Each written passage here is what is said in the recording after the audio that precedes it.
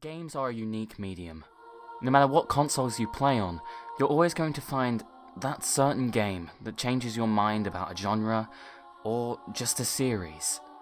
But some games go that little bit further. Games that mix up genres or break boundaries in different ways. Games like NieR and Drakengard 3. There are obviously other games that are examples of this, but NieR and Drakengard 3 stand forefront in my mind. There are many reasons for this, but the main one is just how many genres they managed to pack into one small game. Both of them are an amalgamation of so many different types of games in one little package. NieR especially, while Drakengard 3 is generally a very typical ARPG, and the only real differences in this is the way it uses flying and rail shooter mechanics, or the final boss, whereas NieR has many countless genres at its disposal. NieR is an atypical ARPG. You could also call it a Zelda clone if you really want to. It also has these weird bullet hell segments. Actually, most random enemies have some kind of bullet hell attack to them, and this is all done in third person. This is just what's normally in the game. You don't exactly have to search for this stuff, and yet you also have about a billion other things NieR does. Especially in bosses, and, well, actually, pretty much every dungeon has its own theme in this regard as well. Let's see, you have text-based adventure, you have top-down style, almost Diablo-like RPG elements. It's ridiculous.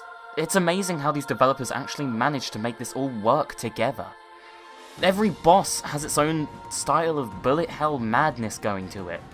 It makes no sense. It's like they just threw whatever they thought might work into one package, and somehow it does work. Look, I could go on and on about NieR. It's a game that I regard as a masterpiece. But it's not the only game that does this, and I think a long-forgotten fact about Cavia's games, at least Yoko Taro developed ones, are just how weirdly they act within the boundaries of gaming. Everyone knows that they're these strange type of cult classic JRPGs, but I don't feel like anyone takes the time to realise just how weird it is to have all of these genres in one game. Drakengard 3, and the other Drakengard games as well, don't really do this to the same extent as NieR, but they do it with two big genres. Taking Drakengard 3 as my main example here, you have a similar kind of gameplay as NieR to begin with, just hack and slash really, although you don't have the magic selection. It's more refined, for sure, but the majority of the game is an atypical ARPG, just in the same way.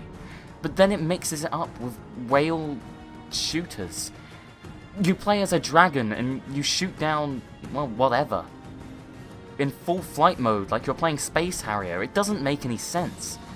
These two things should not go together, and yet they work perfectly. The flying segments break up the tedium of generic ARPG moments, and no one's saying that these games have particularly good gameplay. The execution was never very good on any of them. They were never really were about gameplay, just creativity really, and the story of course. But I think the main testament for this is Drakengard's infamous final boss. The third one, I mean. Yes, this weird rhythm game interlude in this, albeit thematically linked to rhythm and music game, but has absolutely nothing to do with it gameplay-wise.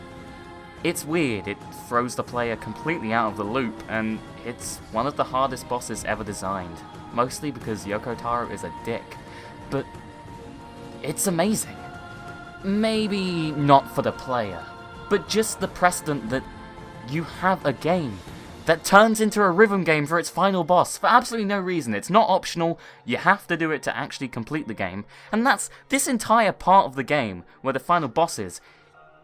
It's locked to you unless you get 100% weapon completion, which involves a lot of grinding for side missions and gold. The game actively works against you into completing it, and it's beautiful. Yes, it's annoying, it's so annoying, but it's amazing. And that's one of gaming's oddities.